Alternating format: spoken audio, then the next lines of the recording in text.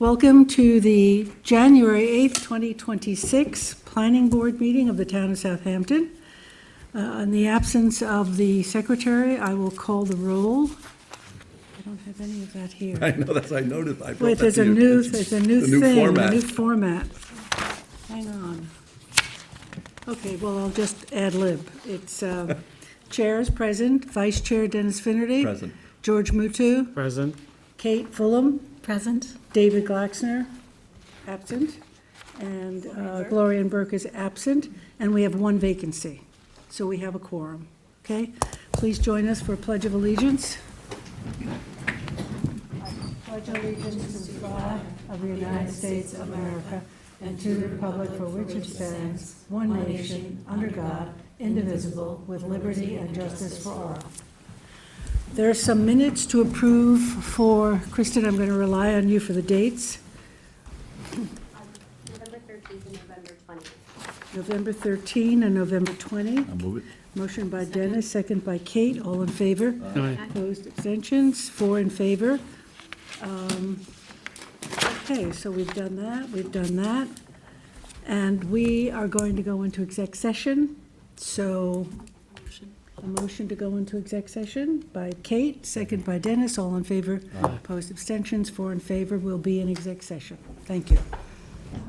So we're reconvening the planning board session.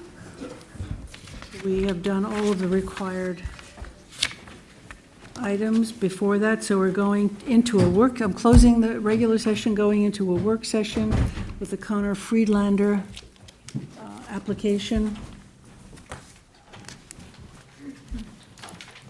Good afternoon. Good afternoon. So we have an application for a preliminary subdivision approval, just the three guys. Preliminary subdivision approval for 10 lots. In this case, we are proposing to do a PRD, cluster plan on this, where the commercial would be in the front, and then the rear would have one residential parcel in the rear. So this is the overall one, but she's gonna pass out smaller versions that are more easier to see. Let me just have your name to the record. Greg Connor, principal. Carl Benacasa, 860 Montauk Highway, Watermill for the applicant. And Amanda Schiraldi of Eris Design, 38 Nugent Street, Southampton. And then so, last year, we coordinated, SECRA, and there was no other interested agencies. The DEC did come back and respond, I have a copy of that, where they had said that, it's in, probably outside jurisdiction for freshwater wetlands, but, mentions the northern long-eared bats. So I have copies of that for you. Jackie had suggested a work session to talk about where we are with SECRA. Today, the action in the remainder of the agenda, it would be to assume lead agency, so we can do that. These are copies of the EF Part 2. There's a couple copies here. So my question to you is maybe just go briefly through this to see if we could kind of narrow down the issues on the application. Obviously, the planning board has reviewed the one parcel associated with this, which was called Bud Hampton. So there was some traffic review at that time. So that the coordination for that proposal is to place the entrance and exit lined up with the existing lights for Bridgeton Commons, and that would be essentially the exit and entrance for this property, with an additional exit and entrance right to the east, right? Just an entrance, there's an entrance. There was gonna be two, there's one at the light, Yeah. and then there was a right in and right out further west called the Carnival property, that area. Strawberry Fields. Strawberry Fields, right? So we do have a traffic report from a couple years ago that outlines all that. So I would suggest, I don't know if you would be interested in hiring some consultant to take a peek at that for you, to make sure that that's correct. That's one issue. Is Bud Hampton have a access point on the highway? It has an ingress from the highway and then an egress through the signal. easement It doesn't to the show how light. it goes out. Sorry?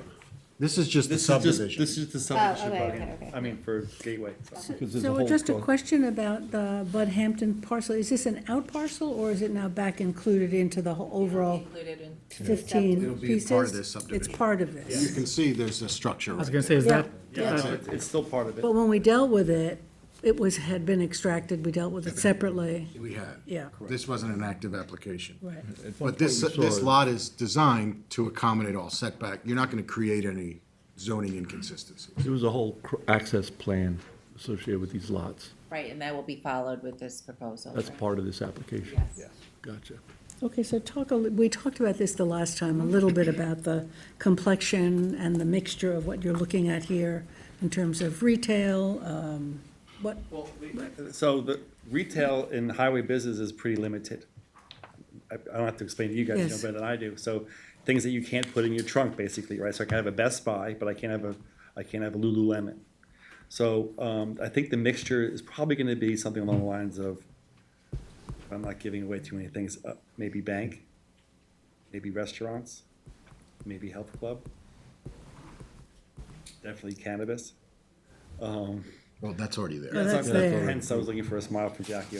but I know that the bank issue, you were gonna check to see whether or not the distance from, whether there was any, The bank issue has always been Bridgehampton National Bank had home rule. Right. but that's no more. It turns out that's no more. Yeah. After investigation by another very large bank that wants to come on the property. Good. So yes, there will be a bank. There's plenty of banks who want, Okay. have always wanted to, but I never got far down enough the road to say, okay, you can have this spot, or we can talk about rent, so. Right. The only time we did that was with Equinox, and let's not go there. But you mentioned health club, Oh, so, because it's a viable use and it's a definite possibility. We haven't really spoken to anybody after Equinox of with any strength. They all ask, they all inquire, or there's a broker who lives out here that works for them and from the city, and they always inquire, but no health club has yet made any substantive. okay, because they have the small health club right in Bridgehampton in the back, Equinox. Equinox, yeah, right. On Butter, yeah, Yeah, right. yeah. So that's the mixture. I mean, it won't be car wash, won't be McDonald's, that kind of thing. And there is a residential lot back And here, the- isn't and on the there? very south. On the pond. Just up On against the the pond. wetlands there.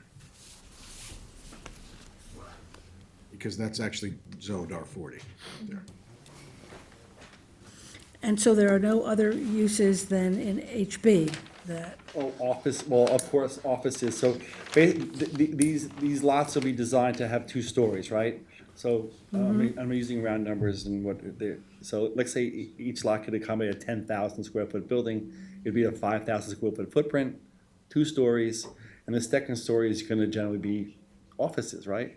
Or that, unless some retailer can figure out, like a Best Buy, it's not Best Buy, but for example, somehow can go 2 stories, or Restoration Hardware, I can have furniture store there. And actually, they have contacted me along with lots of other furniture, and they can have 2 stories, right? So, and it kind of works for their store, so that kind of thing, but mostly, so, go ahead. so you've not explored putting together a complex, like a shopping complex internally with, smaller buildings around walking paths? Yes. You have done, because I'm thinking about the Long time- Amagansett Square, Oh, yeah, okay, so, very long ago, when we first started this, last century. before the. Was it? It might have been less. No, stop it. We had something, it was almost like a main street, we had a road coming through with stores and apartments above, and they were gonna be affordable, and then the world came out and said, maybe green not. drawing. You remember this? Yes? So, but yes, no, we had a whole plan that I probably Amanda didn't bring with her.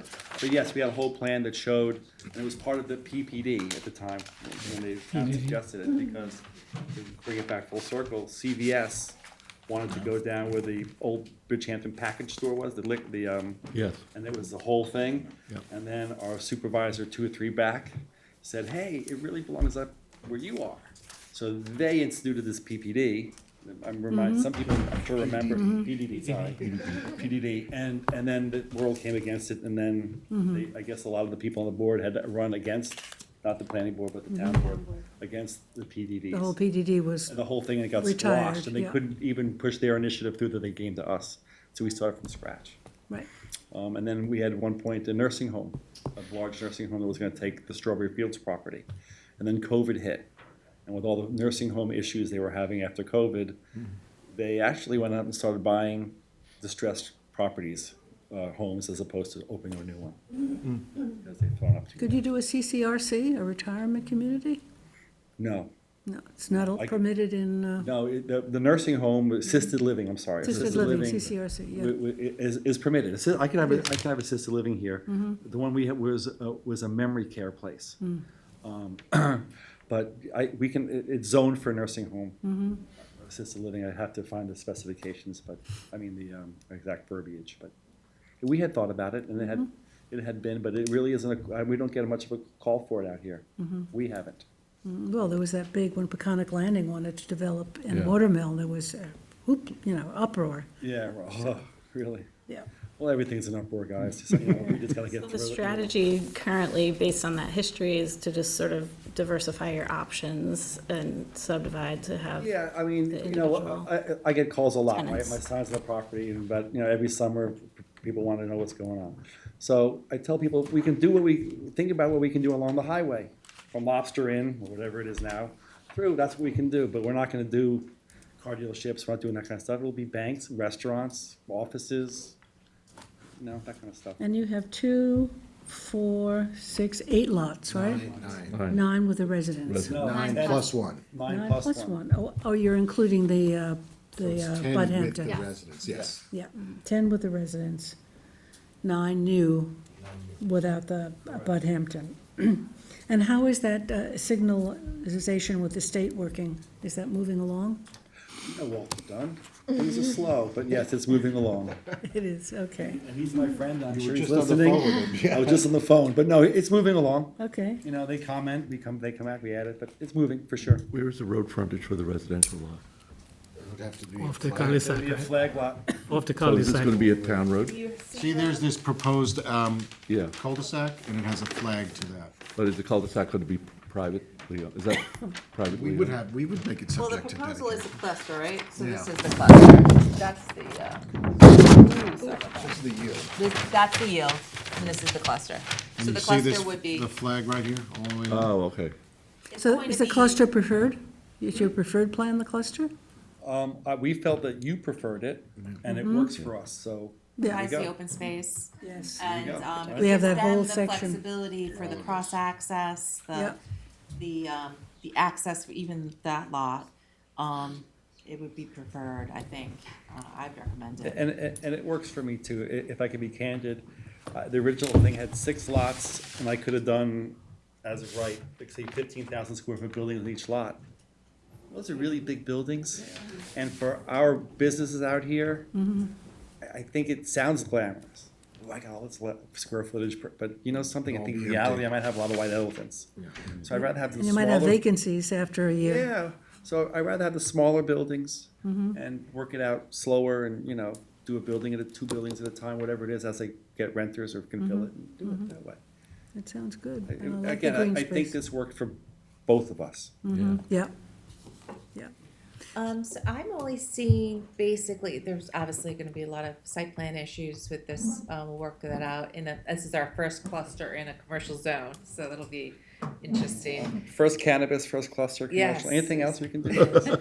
Well, what was interesting is the zoning, how we designate the zoning, because, when you cluster residential, you can go to whatever, go to the chart, R40 applies. Right. R20 applies, but that's not the case here, so It's more like you're gonna make a chart. you're gonna make your own chart, Yeah, what it For applies setbacks here. and so on? Yeah, for setbacks, yeah. So it's. gonna- so as to not segment secret, we would do secret on the entire parcel, even though we don't know what uses are there, so. Right, we're assuming they're either proposed, permitted or a special exception. So Right. that'll be the analysis. If they do anything different, then they're gonna have to do, this is kind of like almost a GIS. If they kind of follow the plan, no new curb cuts, those kinds of things, it'll be virtually the secret for the site plan stages. That would be my goal. even when I build houses and do residential, I'm not a variance guy. When I buy something, I buy it knowing what I can do, not Yeah. hopefully I can get this and What make else you make a can do, grand yeah. slam. So I would do I would approach this the same. So, the wetlands is definitely with the open space, Yeah, definitely that achieves protects that, yeah. So basically, I think it's traffic and transportation. So do you wanna hire someone to do I that? think so, I think we do. What about, have you done any kind of a tree inventory at all on the whole parcel? Maybe just Cleared, right? No, successional. well, there's the trees behind the Carvel, right? So, and where the old restaurant used to be, there's a forest back there who I tried to get pushing homeless out, by the way. They stay there and I kick, anyway. There's trees back there, so I have inventory, no. I haven't taken anything down, but no inventory. Okay, no, I just asked because it's always a big concern for us, clearing and, Successional growth there now. yeah, a lot of it. Used to be a field. Yeah, it was I farm. remember. It was Yeah, a farm. yeah. Yeah, look at all those trees, yeah.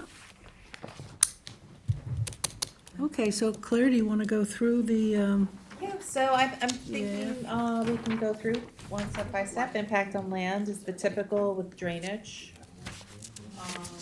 So small so to did you moderate. small to moderate? Yep. And then, geological features would be, not applicable, so no. And then, There's no way you can't, you don't put wetlands in that category? no wetlands are the next ones, surface water. Surface water. Yeah, so that one's gonna be small to moderate because of the cluster. And obviously, if they change the plan or they go with the yield plan, I'm gonna do it for both, obviously. They'd have to achieve those, the correct setbacks, jurisdiction, those kinds of things. Okay, Impact on groundwater, obviously, they would have to meet the health department requirements. And then they would in this case because it's still 1 acre zoning, which would be their requirements for the health department, so. But I'll put small to moderate on this case. And then for flooding, no. Are we, Impact on air, no. are we still in the work session just for?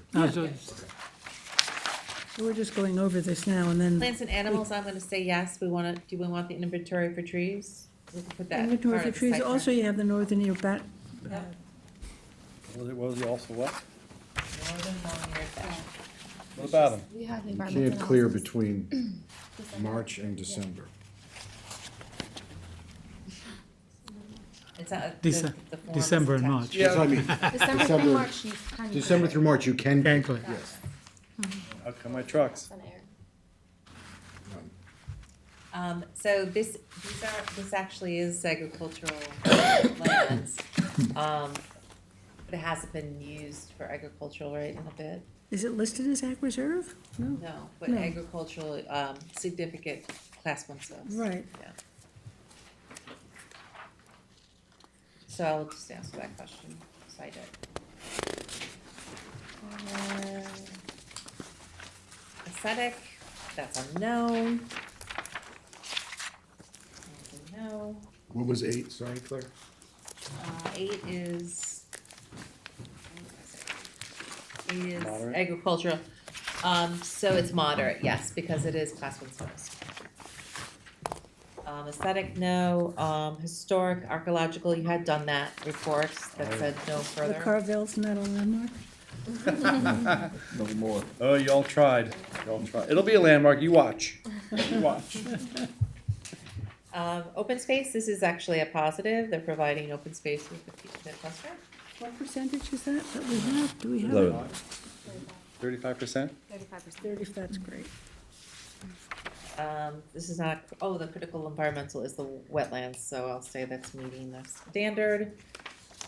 Impact on transportation, obviously yes, and I'll get some, hopefully for the next meeting, I'll get some names so we can find for you. So impact on energy, I guess that this would be yes, and we do wanna incorporate some, I don't know how you do that, but you would maybe even a notice covenant, just as. Well, we're always looking for sustainable comments in situations like this, which is solar, electric charging stations, on the site plans. It's more like a site It's plan. a site plan issue.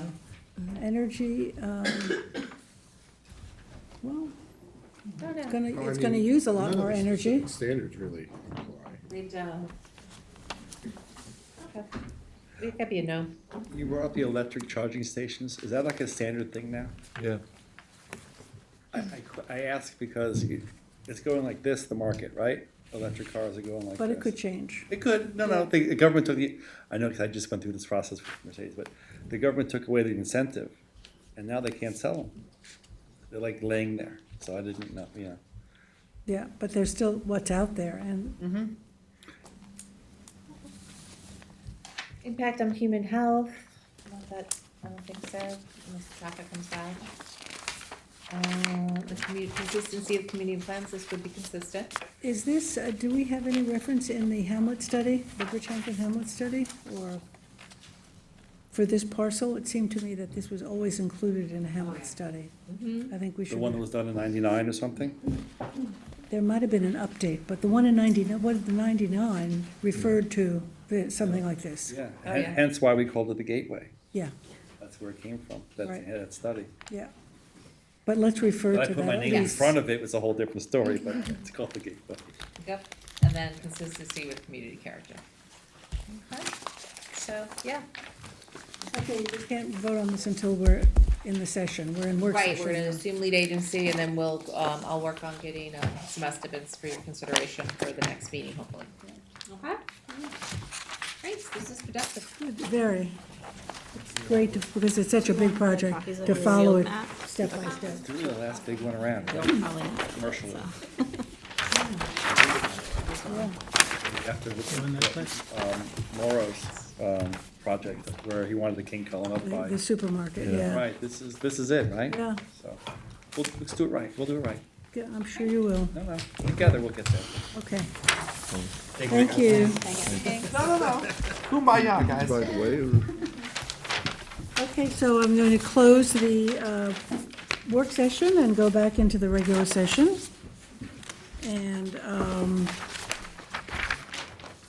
Seth, you're there with Noel Crest Woods. That's off the agenda. It's off. You don't have enough quorum to vote on it. 3, Eastwoods of Wainscott is also off the agenda. So Anthony, we're up to you. Mattson, you know, you're looking at really new formatting here, and what they're requiring is that that these PB numbers be put right with the title, so it's different from how we've looked at it before. it's actually an application.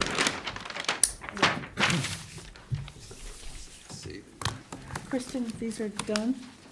All right.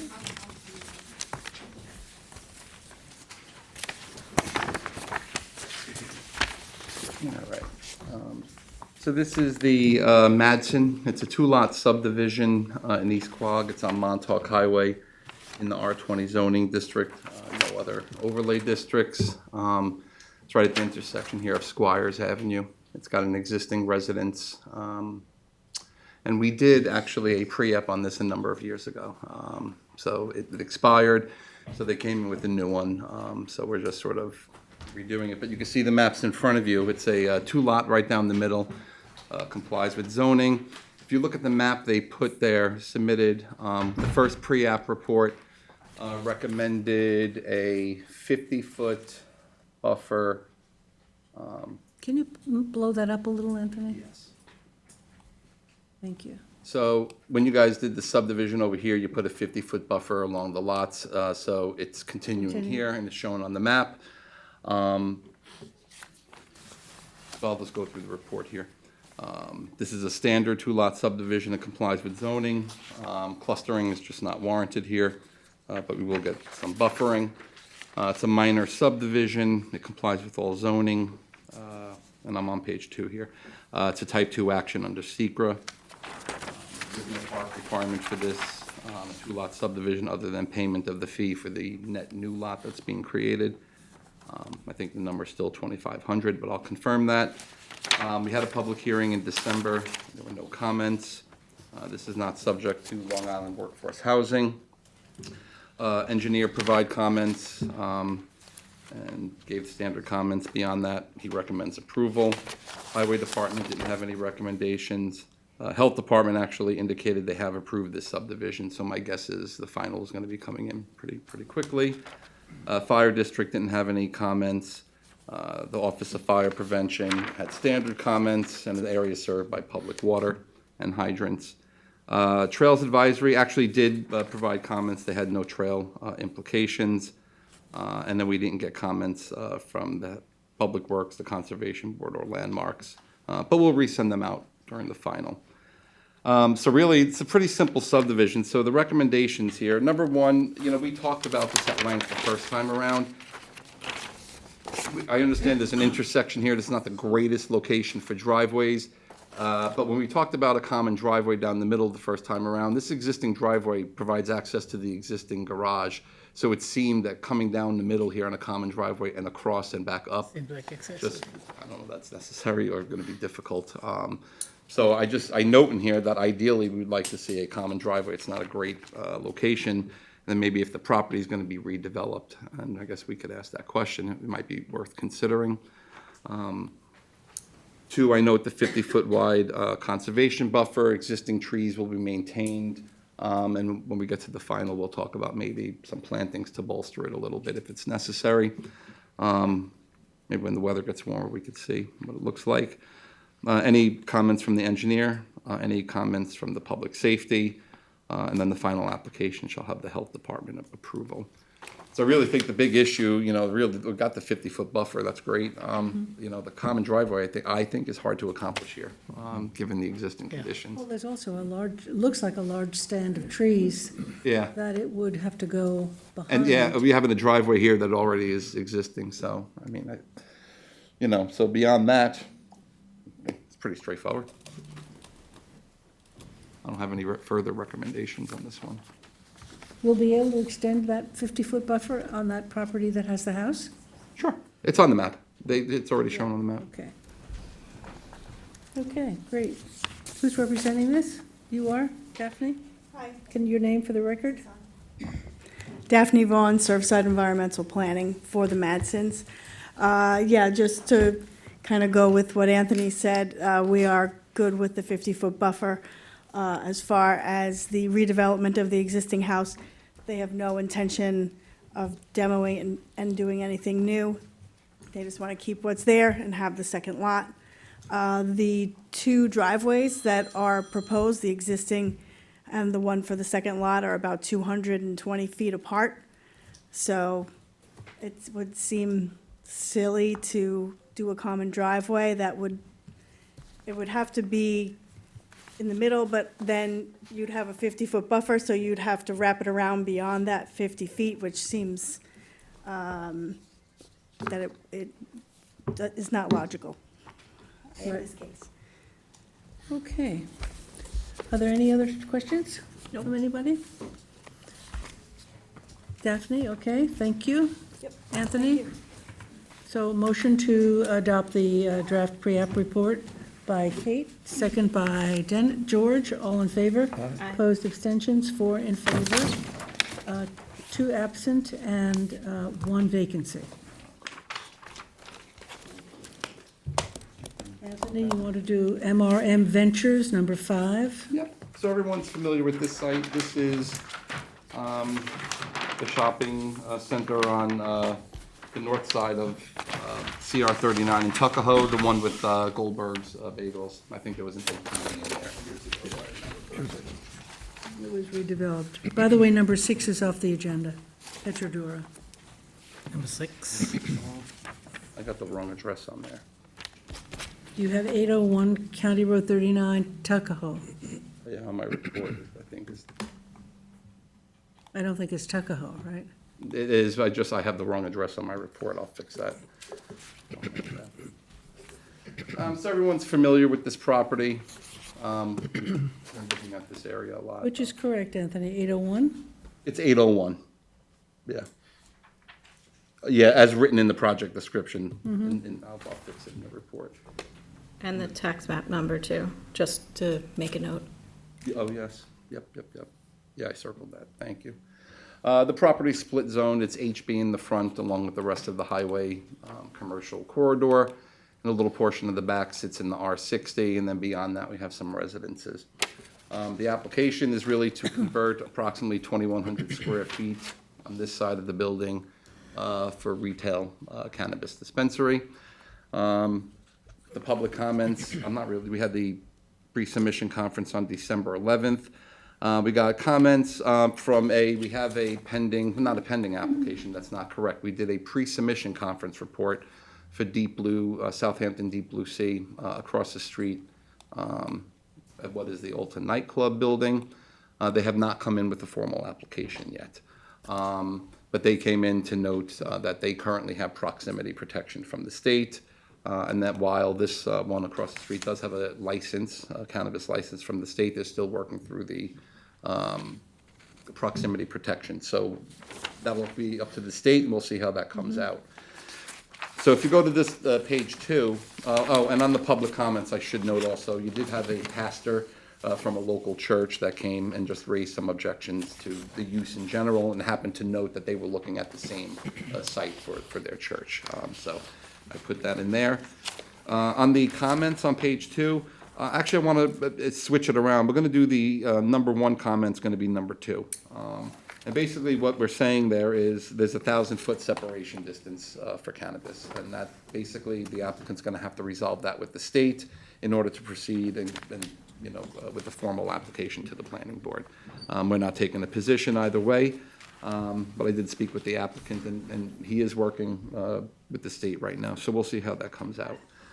Should they be successful, then they'll come back with an application.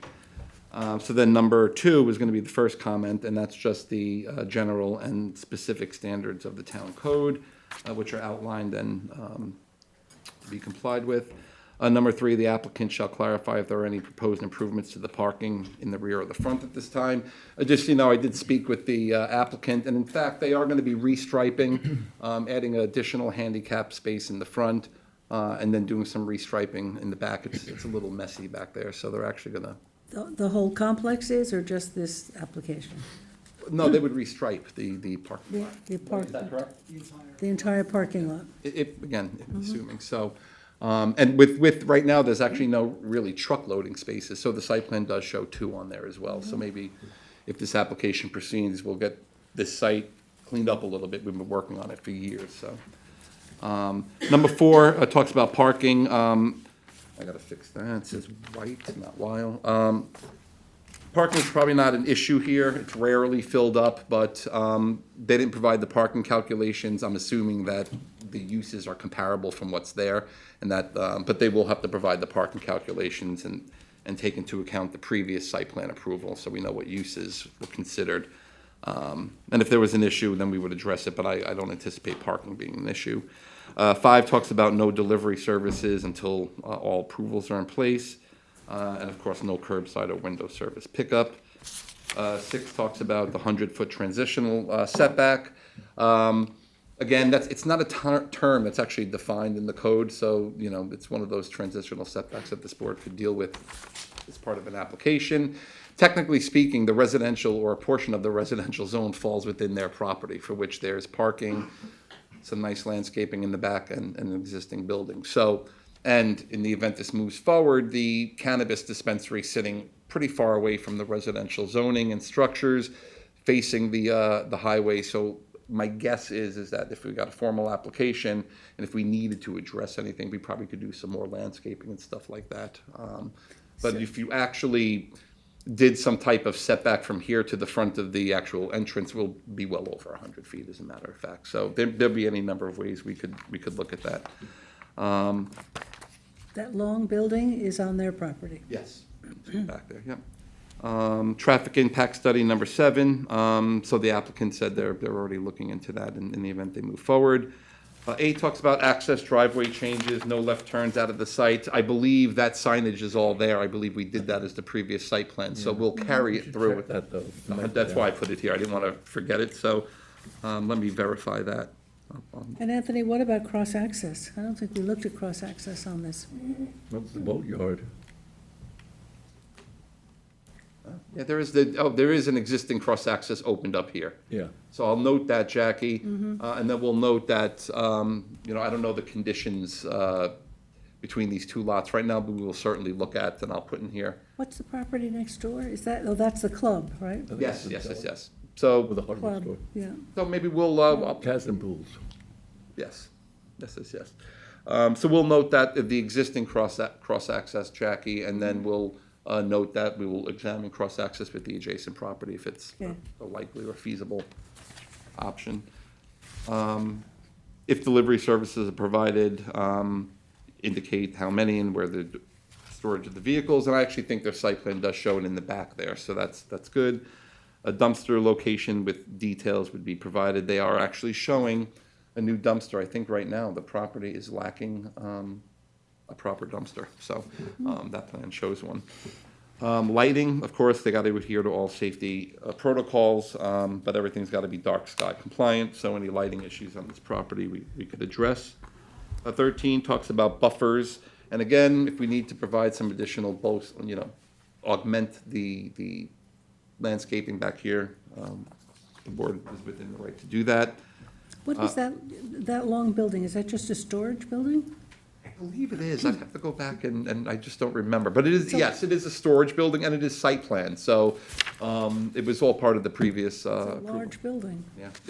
It's forever.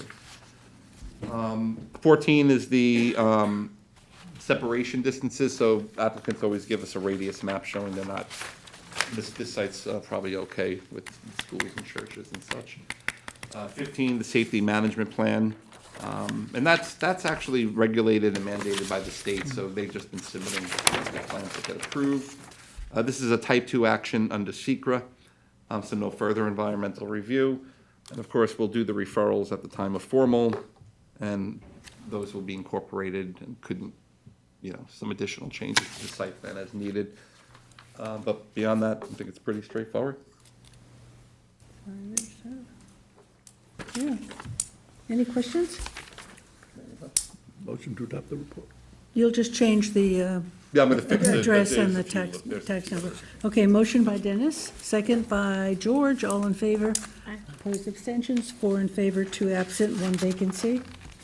Thank you. You have to do So a 6 is off. Claire, you want to do Marujam? Is Claire here? She's not here. Claire's right There's here. Claire. Sorry. That was perfect timing, as if on cue. Number 7, Mirror Gym. Mersham is to set the maintenance bond for the landscaping. The landscaping is in good order on the property. So the amount of the maintenance bond, the landscaping amount was $45,000, and the amounts of the maintenance bond would be a third of that, which is $15,000. 13,000, okay. Motion by Kate, second by Dennis, all in favor. Opposed, abstentions, 4 in favor, 2 absent, 1 vacancy. And Brenner, you're up. Number 8, Townsend of Noyak Road, 4490. This is the final application for the 2-lot subdivision. It's 4490 Noyak Road.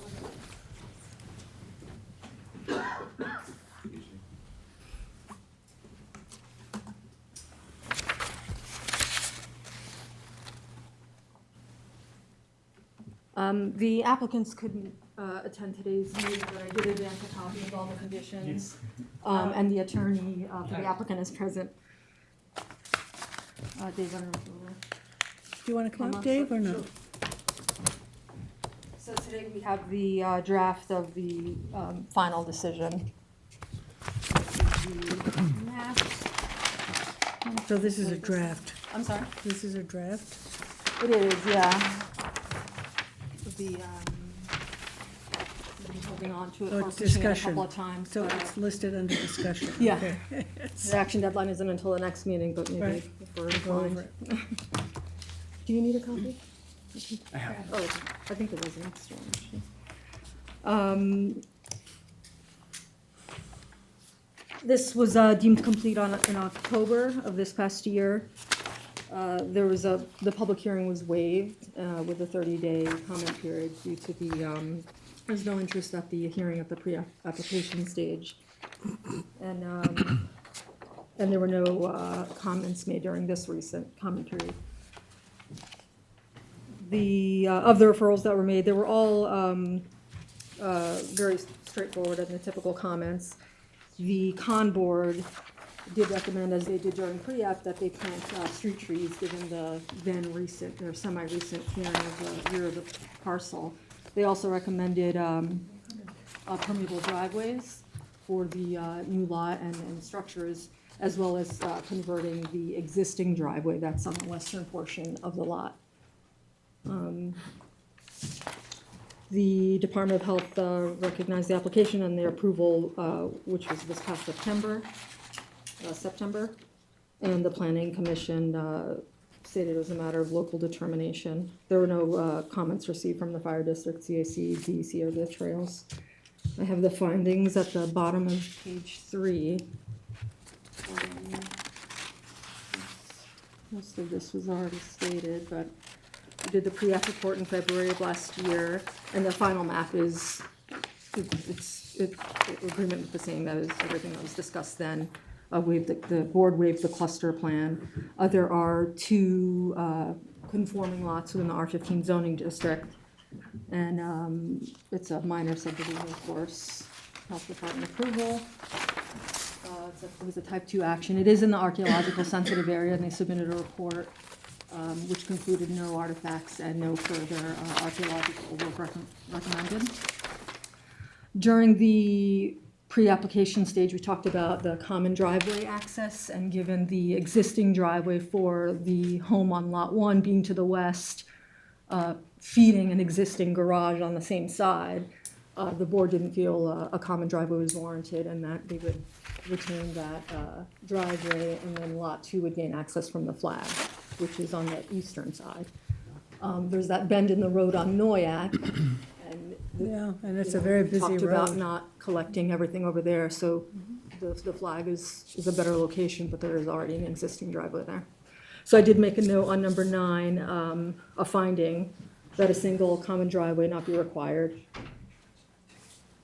Number 10, the board agrees with the planning board agrees with the com board about the recommendations for the street trees, which are already shown on the map. I do have some comments for locations, as well as the permeable driveways. I know that in speaking with the applicants off the record, it seems like the owners are okay with converting the existing driveway as well to be a permeable That's correct. surface. Great. Okay. There's a park fee pursuant to the code, the $2,500 fee, and the subdivision isn't subject to Long Island workforce housing. At the bottom of page 4 are the conditions. The revisions of the map are pretty minimal. I did comment a little in depth regarding the street trees. They're showing 4 new street trees. There is an existing tree that should be located on this map. And then instead of proposing 4 new trees, we propose 3 trees, 2 to the west, and then 1 closer to what would be the new driveway on the flag strip. So I'm just having them reposition them and put the spacing at 50 feet apart, and then also calling out that the existing is to remain, and the proposed trees be red maples with a minimum 3.5-inch caliper. And what's there now? It's a maple. Should it say that? Can you do that? Existing Yeah, the only, maple tree. the only issue with that is when do we put them in?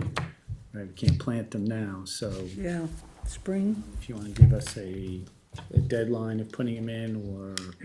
It's 50 degrees out there Today's nice. this afternoon.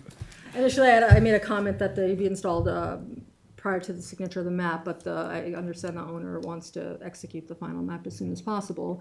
So maybe you'd consider a time frame, either Well, since it's by the public right September. away, we could take a bond. I mean, I Seems don't like a lot of work for. I know. What's a minor For bond? How many trees. trees we talking So about? we can put in a covenant that they be put in by a certain date. Yeah. Or prior to maybe CO, Prior to CO. construction on lot 2. Yeah, I don't building know, permit. but there's no Maybe. Building enforcement mechanism permit. for that. Claire's Building permit suggesting for lot building one. permit is good. Building permit covenant? Either How long 6 is it? months or a building permit prior to lot 6 number months is 1. fine. Yeah, that way it's either one triggers it, and then we could put a Yeah. flag, so people know. So So the in six- case we miss the 6 months, we could actually get them on the building Building permit. permit, Yeah. so either 6 months or building permit. Yeah, I restated as the covenant, so we can put it in there. So 6 months or prior to issue of building permit? Whichever is sooner.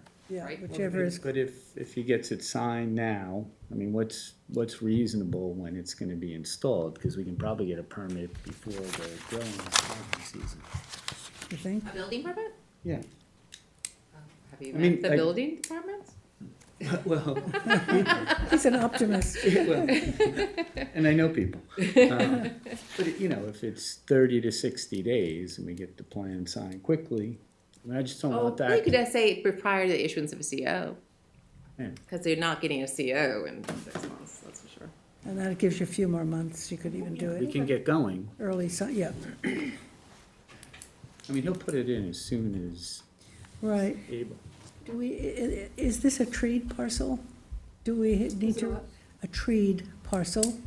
Well, it was. I mean, there's some existing. Cleared in the Yeah, back. it was, the rear was cleared. There are some existing trees toward the back and along the the west property line. Do we want some project limiting fence here, so that, that's Yeah, not, the language in it, we want that to be sort of standard in all of our, I mean, you do want to be careful, because what's going to close out the planting of these trees?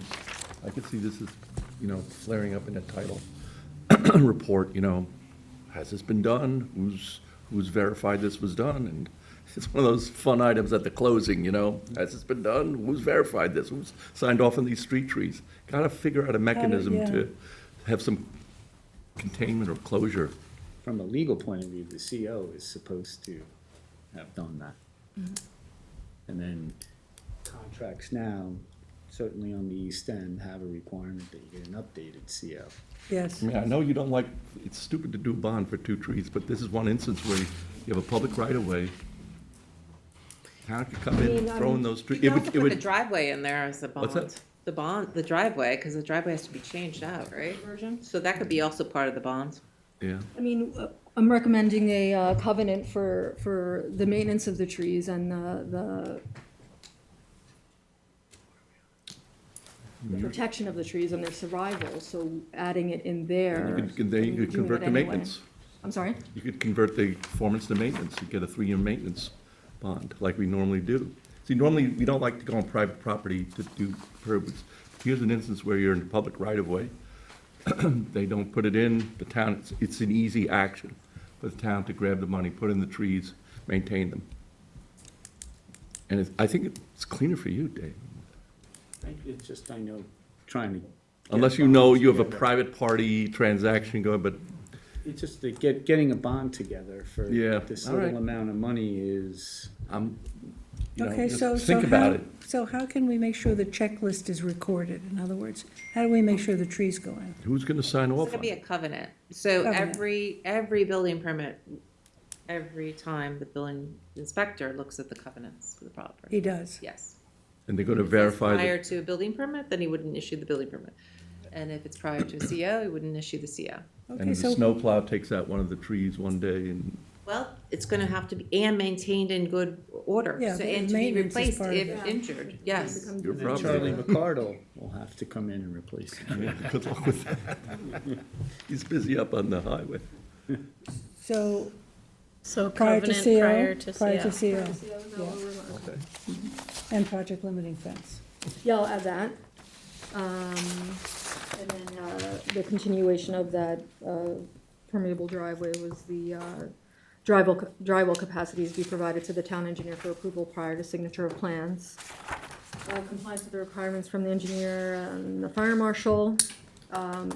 Number 6 is the declaration of covenants and restrictions. No further subdivision, no lot line modifications without planning board approval. All new utilities be installed underground for both lots and no new poles for both lots. 3-inch drainage. The retention of the stormwater, that's a typical typical one. And then the 3 proposed trees be installed and maintained or replaced should they become diseased or not survive, and a minimum 3.5-inch caliper. And then I'll add in there as well regarding a note for the CO, prior to CO. Submission of mortgage consent, town attorney approval on the documents, park fee, and then, of course, the prints and all the documents and maps be recorded within 62 days of the planning board signature. Good. Is So, there a buffer for the, was there a buffer included? You were mentioning project limiting fence, but No, we didn't, we didn't really touch on, we didn't along, discuss that. along Noyak, right? Along Noyak? Along the Noyak Road. There's nothing ready to, It's There such a was- it was just problematic road. The hedge, and then there's a little bit of vegetation on that north. In that little deep West corner corner. pocket, yeah. So I was just questioning whether we need the project limiting fence because we didn't establish a buffer or Oh. a non-disturbance area. Well, no, I think we're Is just your gonna thought add the language as general to protect what's left Left of the over. trees, Okay, yeah. all right, thanks. So, do you want to approve Yeah, this, kind of, you you're know? If we comfortable. don't Yeah, have might any as well more act. questions, let's Seems like act it's on very it. minor, Okay. That's good, additions and and changes. Yeah. I'll move it if it's ready. Yeah. Motion to approve by Dennis, second by Kate. All in favor? Aye. Opposed, abstentions, 4 in favor, 2 absent, and 1 vacancy. Thank you.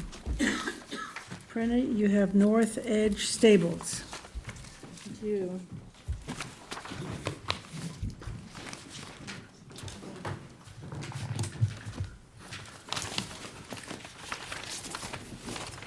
So this was last on the agenda during the November 20th planning board meeting. It was deemed incomplete in October. There were, there was added report, information. anything? No, there's no report. We're at the completeness phase still. This is the final application for the site plan. There were revised plans submitted on October 20th. It was discussed on November 20th, and at that time, we saw the plans had a limit of disturbance on their erosion plan of 23.9 of the 29.9 acres. We were potentially calling it a type 1 designation unless they reduce that to below the 10-acre threshold as is listed on the type 1 action pursuant to SECRA. The Wayne at the time, Wayne is here, Wayne yeah. presented a graphic at the time of that meeting showing that the disturbance was less than 10 acres, and since then submitted a full-scale plan, which I have here. And the discussion is today the secret designation, if we're going to deem the application complete, or if it's not a type 1, is it an unlisted? But this red area is what Wayne presented at the last meeting, and it's called out as 9.16 acres proposed area of physical alteration. And that the reduction is this area, which I think was included last time, for the hay bales and the drainage and soil piling, and then also these paddocks, which have now been excluded. Excluded. Yeah.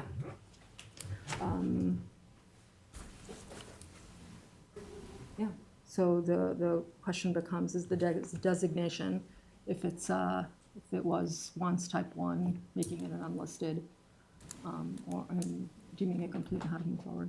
Well, it's not on the list, right? I mean, it is on a list, right? On the type 1 list? Type 2. You can't call it unlisted if it's on a list. If it's, so ag use type, you're referring to the ag use type 2 action, yeah. Yeah, I mean, for SECRA, you can't take something that's listed, if I understand it correctly. Now, what are our and abilities call it unlisted. under site plan? Our abilities with regards to structures, massing, architectural, and You have full review and placements of buildings on a property to achieve purposes of the code, the easements. All of that is what you can do through the site plan special exception process. Yeah, so I was part of that conversation also. At the time, I think Wayne was stating that every horse farm to date has been treated as a type 2 action. And even cited, through the process, Prena was looking at the previous site plans and how much disturbance was associated with them. And there was one that was called Edge of Woods that had more disturbance than 10 acres. I say that we made a mistake. The planning board made a mistake at that time. It should have been, because it is very clearly on the type 1 designation, if you're over 10 acres, to be considered that. But they have now demonstrated to be 9.1 acres. Just as a comparison, recently, a couple of years ago, the planning board did have an application for a farm, a sunflower farm. It was at 9.1 acres also, and you treated it as an enlisted action at the time. Right or wrong, but it had a conditioned neg deck. So that is a more recent, in my mind, I'm always looking for precedent, some things you've done, and that was a more recent situation. Looking at more closely, I think if the applicant is truly saying this is an agricultural use, a horse farm, as defined by the state of New York, then it would be a type 2 use. I would be comfortable with that going forward as the designation at this time to deem the application complete. Do we have that representation as part of the application? That it's a farm? And that's how it was during pre-submission in the beginning of this, Wayne, if you want to. Get a verbal affirmation. And for the record, your name, Good afternoon, Wayne? Wayne Bruin, O'Shea, Marcinson and Bruin for the applicant, North Edge Stables 2, LLC. Also with me is Jay Schneiderman, a consultant to the applicant as well. I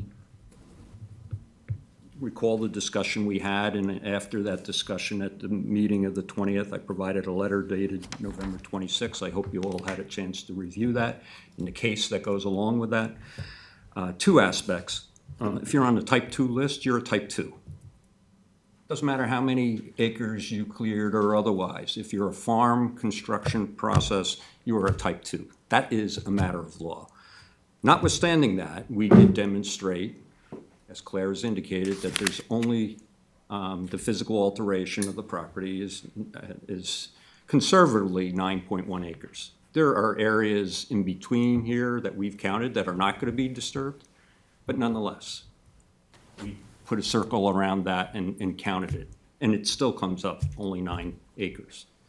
This is not a matter of being anything in between. The standard for agricultural use doesn't say agricultural use except for it leads to this amount of clearing or otherwise. It's a type 2 action as a matter of law.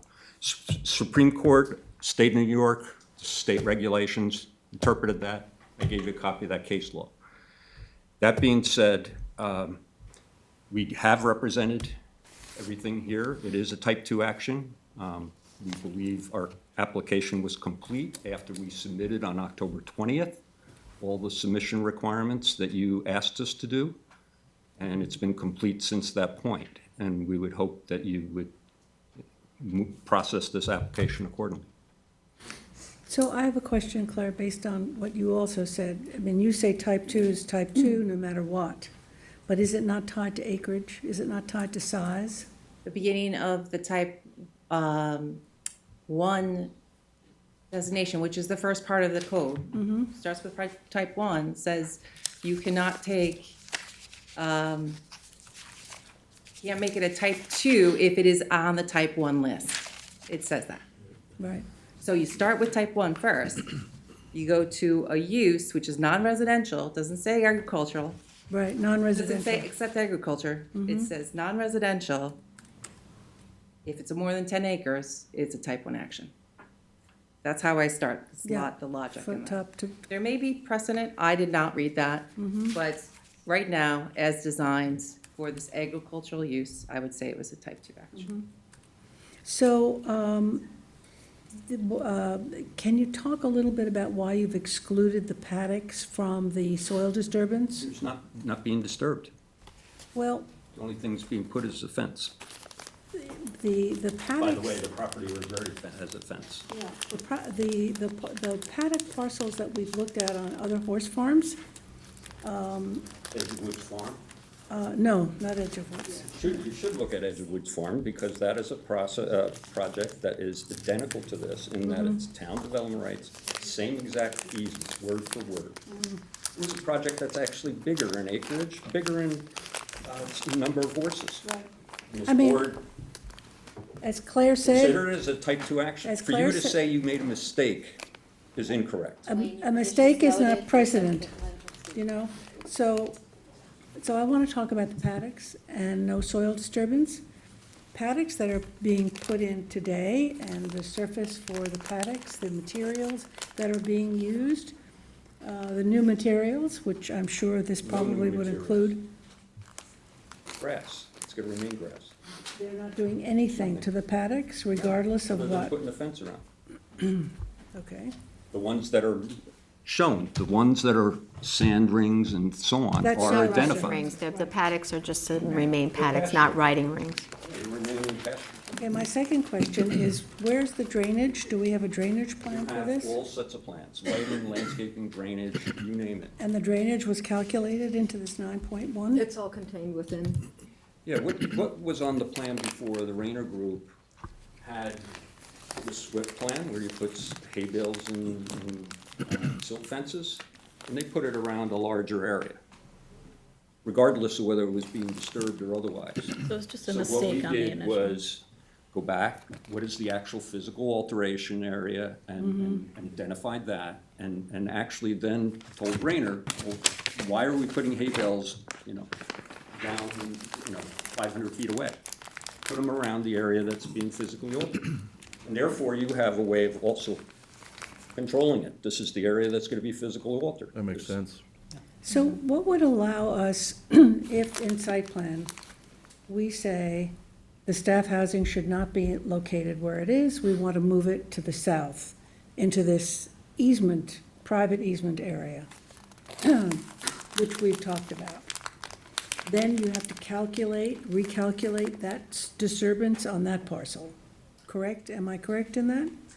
This one parcel, this was only one parcel. But you would arguably Outside be the red moving, line here. but you'd arguably be moving that portion that was to be disturbed for that over. Yeah, It would be a wash, it wouldn't be a gain. Could conceivably they'd have to disturb more, because they might have to put But in, that would be a result of your decision-making.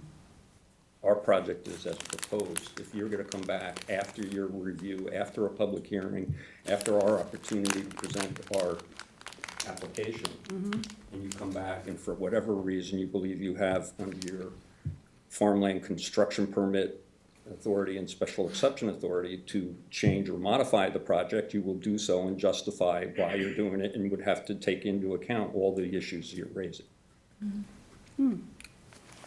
well, we're not locked in to this plan. No, and I think that was the question, I think Right. Mr. Finnerty was asking, is that the decision on seeker doesn't affect your underlying Site plan zoning review. jurisdiction. Right. Except that it could result in more soil disturbance. And what you're saying is that's on us, it's not on you. If it's as a result of changes that we've made, then that's Yeah, we're not something you've proposing asked that. for. This is what they are, you can still ask for mitigation commensurate with that, but this doesn't change the secret aspect of what they're requesting. So I just want to clarify, and I thought that was what Jackie was getting onto, is that the original Rayner Group map that was presented, that was the 23 acres of disturbance was incorrect. SWIP So that plan. I understand. The SWIP plan with the hay bales, and it had a label on it which was not accurate. It said area disturbance, but it wasn't actually the area disturbance. It was the area in which they're encompassing the hay bales. You can take a look at it, but all we did is to clarify that, make sure only the area you're disturbing, and this is what they came up with. Thanks. So can you tell us where they reduced building size and to get down to 9.1 acres? We didn't reduce the project at all. If I could, I think what he's saying is what you saw first was the outline of the mitigation relative to SWIP, what that represents. But that's really not what should have been submitted for disturbance. Yeah, for they, this they had hay bales, you know, in these pasture areas that were beyond areas that were even gonna be touched or disturbed. It's like, why do you want them out Clear, there? how much is physically gonna be altered, which went to your first question is, what are we altering? Well, these paddock areas, that whole paddock pasture area there, nothing's gonna be disturbed. At most, a fence would be put up.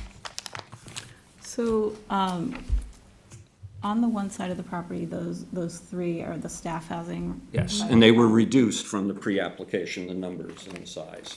So, is there enough room there? It looks like the red line's pretty close in terms of actually installing a footing and getting construction in there. What's the clearance? You wanted, we can go back to Rayner, and you want to move it 5 feet? You still I have think all your it's site 5 feet plan. now. That's the site It's not plan. gonna, Yeah, it's not gonna change. Our typical recommendation change. is 10 to Oh, is that a 20 feet. different, you are here for a moment. Thank you. And we're gonna jump into That the makes weeds of sense. site planning with this after, once it's deemed complete. Yeah. You're gonna get the referrals out, Referrals out at the public That's the hearing main and then thing. dive into the review. engineer, ag advisory. So where does this leave us in terms of, without, I'm sorry to interrupt if I may. I represent the Bridgehampton Conservation Alliance, and I just wanted to read. I know, but we We don't can't take take public commentary. comment. Physical alteration or secret. Not No, subject to okay. review. Public comment. We're gonna have a public hearing though. Yes, there will be a The public hearing. yeah, would be appropriate. So, Prina, I think is saying that it's, you've got the required information to Yeah, we have the process the required application. to deem it complete.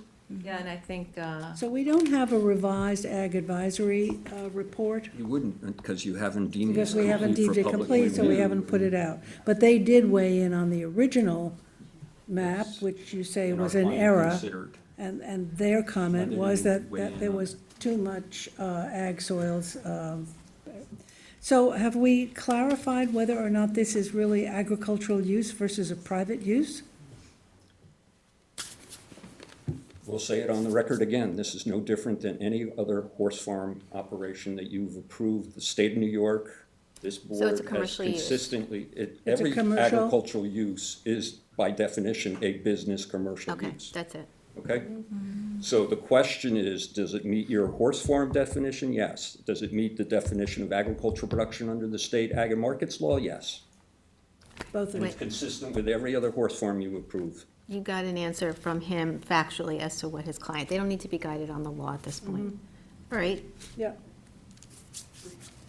So it seems that the Proposed hearing application, date on this? I think the next available date is the second meeting in February, if I'm not mistaken. Is that 26th? February 26th? Yeah.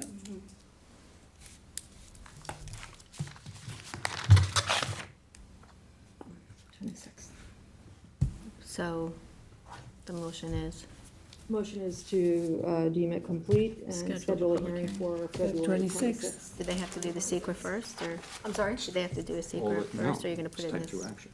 it's just a line, a finding. In This is that, the action. yeah. so- Yeah, It's part of the type two motion. action is part of So, it. yeah, 'cause they it's want deemed- I want that on the It's record. complete as a type 2 action. That's So can you what's put that making on it the complete. record, Jackie? Hmm? Put That that would on the be- record. Yes.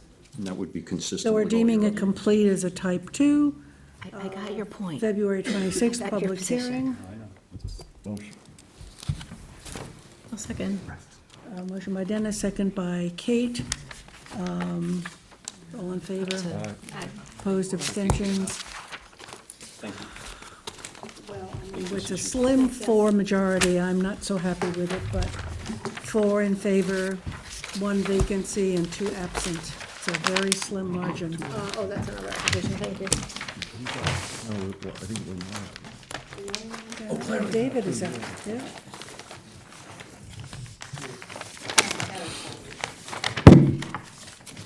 As for, just so that you know for the record, the procedure is that we can't take public comment during the day session. But you can send comments in, and we're gonna have a public hearing on the 26th. So absolutely, you can give testimony then. That would be welcome. Just, I quick. I requested whatever was submitted after the last hearing, Mm-hmm. and I did not receive a copy of the letter that was submitted on November Okay, twenty-sixth. just you can contact the planning department tomorrow, we're open at 8:30. All right. We'll assist you. The planning department. Just get a foil. Yeah, Yeah. no, I submitted a FOIL, thanks. Good, thank you. Okay, moving on.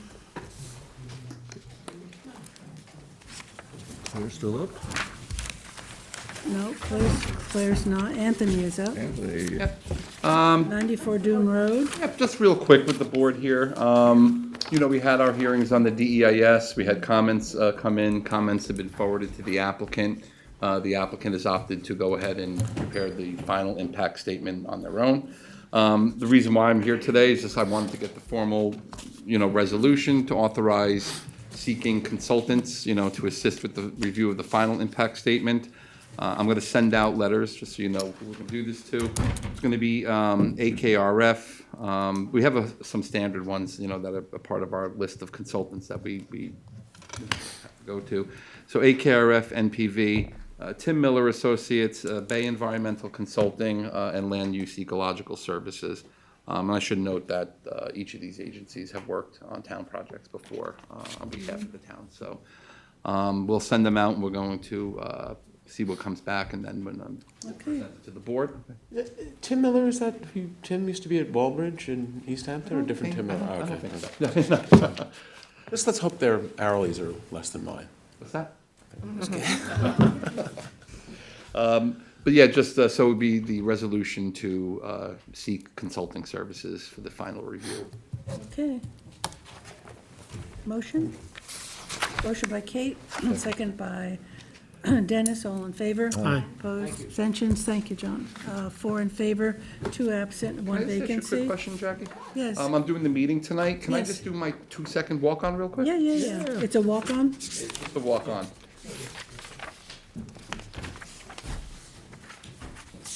What is it, Anthony? It's a brown Buddha, brown Buddha, sorry. Brown, That's the one on the highway with the brake. Did we not With do the what? Connor at the same time? oh, The old pool business that was Yeah, there. the old Yeah, pool, yeah, yeah. Gillo pool. yeah, go There was ahead. an existing sign, for the original business, so actually they had put up the sign. It's actually pretty nice. It's pretty, It's nice. came out really nice. So all I wrote here was, be it resolved, the planning board hereby approves the existing sign for the site plan of Brown Buddha, subject to review and approval by the ARB. Motion by Kate, Second. second by Dennis, all in favor. Aye. Opposed, abstentions, 4 in favor, 2 absent, 1 vacancy. Did that have a number, or just add on? That was an add-on, yeah. Are you done, Anthony, right? Yep. Okay, Claire? There is a signature at the end of the meeting there for Charlie Fox. I only put it on to acknowledge it, but Gloria had come in a few weeks ago to sign it, just so everybody knows. So we're acknowledging it. Okay. So Claire, is this the, Connor, is this the? This would be the assumed lead agency. Okay. for the Motion by Dennis, second by Kate, all in favor. Aye. Opposed, abstentions, 4 in favor, 2 absent, 1 vacant. Great. Teresa, you have a bunch. Charos, number 12. Okay, so Charos is the medical office that we did a pre-submission for a while ago. That is behind the diner on Montauk Highway. Yes. There is an existing cross-access that has already been built. So they've come in, they've revised the plans, the footprint was reduced, so they have a little more flexibility on the parking. However, it's still a type 1 action, so this resolution is to coordinate SECRA so that we can start that process. Why is it included, why is it type 1? 64 parking Because there's more than spaces. 50 parking spaces. That's the only threshold, right? I believe that was the major threshold, yes. But, so we'll start commencement of SECRA. Let's take a look. So they would be expanding that area between the cross-access that's existing and the diner. That area would be cleared, and a new building would be constructed there along with parking spaces, reconfiguration of the parking for the diner. That empty lot, you're talking about that lot, that empty lot? This portion? Yes, Here? that rear portion of the lot of the diner. It's allowed to have a second use on the property. Yeah. Ah, without being subdivided. Yeah. It's a single lot, yes. One lot with the diner and then the medical office behind it. And then, because of the reconfiguration of the parking, and the new medical office, it meets more than, it exceeds the number of parking spaces. They do get some credit for the cross-access that already exists. But this is, again, just to send out the lead agency coordination letter so that we can assume lead agency and commence secret review. So the motion is to assume lead agency. Motion by Kate, second by George, all in favor? Aye. All, 4 in favor, 2 absent and 1 vacancy. Am I next? Okay. Thank you. I have Seth. Is Seth here or he's not here? So you go on, Teresa. Okay, yeah, I think Seth was a man in the office. Okay. So Until- you're 14, 28 Bay Avenue West. Okay, so we met on this one in December. We had deemed it incomplete. We had said to them that we would hold a spot for them for this meeting if they could possibly get us the revised plans. They actually emailed me the digital copies this morning. We'll get the hard copies later. So this is just to deem it complete and schedule a public hearing for February 12th. Complete. Feb 12. Anything more we should know about it? It's just the 2-lot subdivision in Hampton Bays. There's an existing dwelling on the property now, and it would be a flag lot. Okay. Karen Pate Murphy for the applicant. I'd just like to thank Teresa for being able to look at it this morning, because we had trouble with the surveyor, doing it in a unusual, timely but- manner. So we really appreciate that. Thank you. Okay, so we're deeming it complete. And a public hearing when?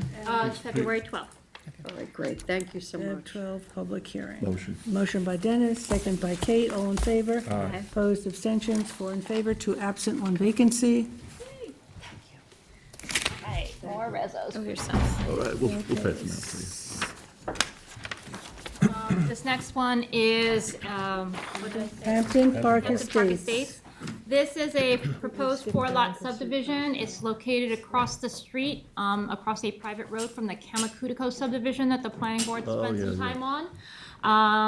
I am recommending it be deemed incomplete. There is some survey revisions that were needed. The applicant's agent did send me all the requested easements that were necessary, that were part of, were on the original checklist. But we are recommending that it be deemed incomplete for some survey revisions. Okay. Motion? The applicant's representative here. Can I just address the board for a second? Is this it? No, it's the bigger lot to the south. They have the same address. It's weird. It's a complicated history. But so since I have this opportunity right now with the board, we'll Can you give us your name for yes, the record, please? Beg your pardon. Good afternoon. My name is Martha Reichert, Toomey Latham, Shea Kelly Dubin and Quartararo, 33 West 2nd Street, Riverhead, New York, attorney for the applicant. So this particular property was, I'll make all of the things that Teresa wants, but since the board is looking at it right now, I do have a request from an adjoining property owner. There's, Brandon, if you could just go down a little bit. Oh, yeah, that was pulled off because I think he wanted to speak to you and your client before he proceeded. Who? With respect to the flag strip, right? My client owns it. Right. Right. The neighbor next door. Well, we just still wanted to at least find out from the board. There's a 1981 minor subdivision condition that this flag strip, that we can't grant any easements to provide access to any lot without planning board permission.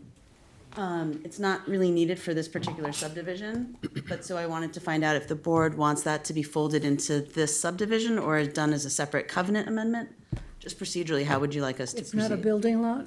No, it's just a 20-foot 20-foot strip. flag strip. You can barely see it. Brenda, can you zoom in a little bit? In 1981, my clients owned the Kamakutiko property, the private road, they owned everything. So when the planning board did like a lot line modification, minor subdivision, in order for the parcel to not be landlocked, they asked my clients to take a 20-foot strip off of, they owned the adjoining property right there, and set it aside so it would be like a flag strip. It's not actually needed now that the private road is completely paved and developed and everything else. But we've had a request to grant an easement, and because of that recorded covenant that says we can't provide access to any lot other than the subject parcel that's being proposed to be subdivided, I just wanted to find out how this board would like to approach that. We just do a covenant amendment. It's a covenant amendment, but I just, I don't know if we need a public hearing, though. no, I probably not. I don't know, we'd have to look at the easement again. What's it? You have to look at the covenant. We I have to- think that's all something you get out of the process. Yeah, well, I think Anthony technically has that covenant amendment request from the neighbor, which I think the neighbor is trying to also get. Well, the neighbor doesn't have the authority to bring it. to No, us at right, this and point. I think that's why Yeah, it's no, not no, on. I've been in discussion with Him. that person's attorney, and Right, which they is know why, that I would We'll bring look at it the up covenant. today. Right. To see what it needs. so, right, so the question is, can they give the neighbor permission to ask for the covenant amendment so that the neighbor could take access off of the private road rather than North Sea Mecox? And would that be a separate from this subdivision? Because the subdivision really is not gonna involve any access over that 20-foot strip because there's various easements establishing On the westerly on the side. property line, yeah, 50-foot road right of way over the private road. Okay, so for the access for the Kamakuta Cove subdivision and the subject property. So where does the neighbor take access to that property right now? Their property fronts on North Sea Mecox, but if you go in a little bit and look at the way the house was built, You can see the driveway right there. they would like to just take access off the private road as well, and So they're gonna cross the easement. across that 20-foot strip. That's right, they're trying to understand why they need access to that. Right. But because of the 1981 minor subdivision covenant, it says we can't grant anything to anyone Well, without planning board approval. let council look at the easement. That makes the Oh, sense. more absolutely. sense, yeah. I'll send them to you. She emailed them to me this morning. Okay. Okay, great. All right, great. So I Thank just you. wanted to, and then you'll let me know how you want to handle it procedurally. And then Thank will you. give me a list of, can we just? What's discuss what it incomplete? is that's still missing from the? Just basically a more fulsome picture of the clearing, because you gave me the other stuff. Well, again, I sent you an email earlier today. Guys. All right. Seth, you, thank everybody. you. Seth, you want to jump in? Sure. You weren't here. Oh, 80 okay. Anchor Street. Incomplete. I was gonna say, do we need to, yeah. Oh, it's incomplete. Incomplete. Motion to deem it incomplete. Motion by Kate, second by Dennis. All in favor? Aye. Opposed, abstentions, 4 in favor, 2 absent, 1 vacancy. Let's just jump back to 1380 Anchor Street. So I have another incomplete, this is the final act for 80 Anchor, 2-lot subdivision, Flanders, R15. It's also in the APOD, so we will be doing a sequel review as an unlisted action. So I'll need more information from the applicant to do that. Okay. Motion to deem this incomplete by George, second by Dennis. All in favor? Opposed, abstentions, 4 in favor, 2 absent, 1 vacancy. Then we'll go to 16 Claire. Northwell Health. Yeah. We have the latest plans from the applicants. This is that. Which one is this one? Oh, Eastport. The RAD. Yeah. Number 16, Northwell. Northwell Health. Here, I don't want to affect anything. When we initially got the application, I requested also, because the northern part of the property is not in the RAD, but is in the Aquifer Protection Overlay District and the Pine Barrens, I requested a cluster for that portion of the property. So they have provided it. It meets the requirements for processing, and I'm recommending a hearing on this application. I have nothing to say, not wishing to grab, what's the expression? The Feet spotlight. from the jaws of victory. So you're deeming it complete, Claire? For February 12th? Well, what date? The 12th. February 12th, thanks. And then John, we'll vote on that. Motion? Okay, motion to deem it complete and set a public hearing February 12th. Motion by Dennis, second by Kate. All in favor? Aye. Opposed, abstentions, 4 in favor, 2 absent, 1 vacancy. And then John also has number 19, which is the NRP subdivision. That's a 90-day, I'm sorry. It's a year extension. I'm mixing the two up. 1-year extension. Year extension of the pre-app report. that was issued a year. Okay, motion by George, second by Dennis, all in favor? Aye. Opposed, abstentions, 4 in favor, 2 absent, 1 vacancy. Thank you. Bye, feel better. Happy New Year. Claire, you want to do Bentley Hotel? Yes, so this one is we had a work session not too long ago on this. Is this Carl on this one? Is this Carl on this one? 'Cause No, it's- it was, traffic engineer. Oh, all right. Ron Hill? Thought we were talking about the, We just keep on saying traffic engineer, no. I couldn't remember, but there's 2 applicants here for the application. I actually reviewed this, they do not have floor plans. Is this Bentley Hotel? This is the Bentley Hotel. There was a work session for the change of the office space into a restaurant that is an amenity to the hotel only. You gave a lot of good comments on it, and they are proceeding with the application as pre-submission.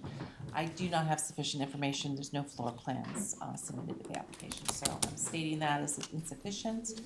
They understand. I'll give them a copy of this, and so insufficient information. So incomplete. Yes.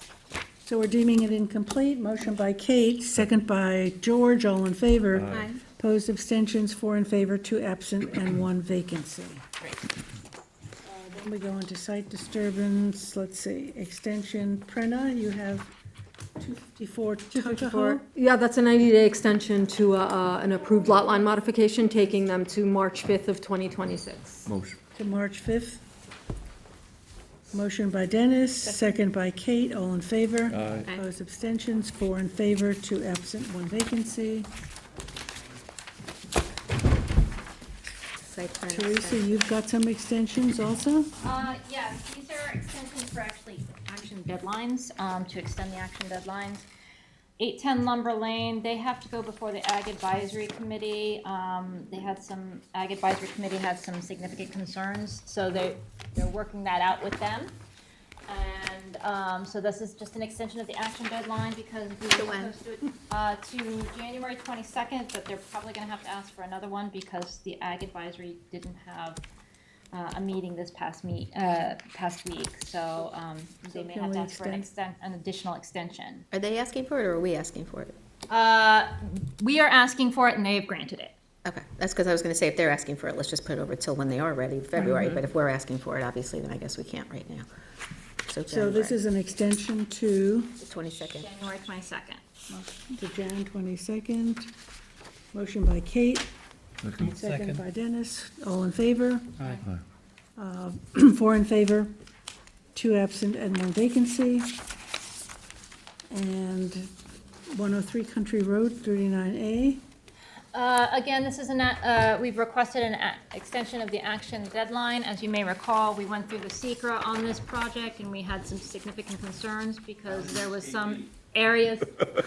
Come on, your seat is right here. There were some concerns about whether or not it complied with the comprehensive plan and the County Road 39 corridor study, Oh, which yes. is adopted as part of the comprehensive plan. They said they're in the process of working on revising those plans so that we can reconsider. We haven't adopted any secra at the moment, so they're working to revise those plans to bring it, for our consideration. Because we requested parking in the rear, we Yes, we requested requested quite a campus-style few things, development. yeah. And so they're working on those revisions. They've granted us an extension on the action deadline until January 22nd.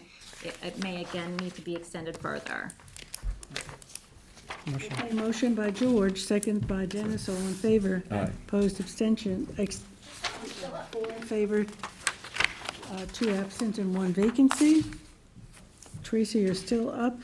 Popular girl today. Who's doing the local law? Me. So we'll do that next? Yes. So, as you may recall, we had quite a fulsome discussion with Janice.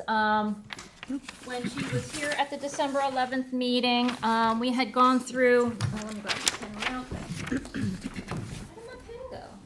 Maybe it's under, I think it's under your. We had a very long discussion regarding the project, the proposed floating district. Based on our discussion, I revised the resolution. So it says, whereas the planning board has reviewed the legislation, and that actually needs to be revised, because we took out resort waterfront business, so I'll delete that portion. And whereas the proposed floating zone will allow the town board to consider temporary lodging options on a case-by-case basis, where the maximum would be 65 units and only landed in the HB zone. So you reviewed it at the work session and you had the following comments. The maximum number of units should be set at 40 with incentives for bonus up to 65 where community benefits are provided and performance standards are exceeded. The minimum number of units currently set at 16 should be eliminated. All other uses permitted on the parcel within the hotel district should be accessory to the hotel use. The establishment of a catering hall as accessory use to the hotel should be prohibited due to potential traffic concerns. Adaptive reuse of historic structures should be added to the design standards. And design standards should be strengthened to ensure that any project will be integrated well into the community. And the existing special exception standards for hotels and motels outside of potentially approved hotel overlay districts should be refined. So that is the comments that I received at the last meeting. So this is what we were going to send to the town board. And where is the town board with this? I believe they're having another public hearing and potentially, I don't know, a resolution to adopt at their next meeting, which is next Tuesday. I saw the public hearing on, but I don't remember the resolution of Yeah, adoption. I don't remember But if the resolution is on. It's definitely on for Tuesday, the public hearing portion. I mean, I know that you captured as best you could, but we had a lot of discussion around each one, and I think you had a lot of pushback from this board. Right. And I would like to include as the first bullet, something along the lines that the planning board has, what's the right word, serious issues, concerns. Yeah. Reservations? Concerns and reservations with Yeah. such legislation. And urges the town board to reconsider, to totally reconsider the legislation. Yeah. Yeah, I agree.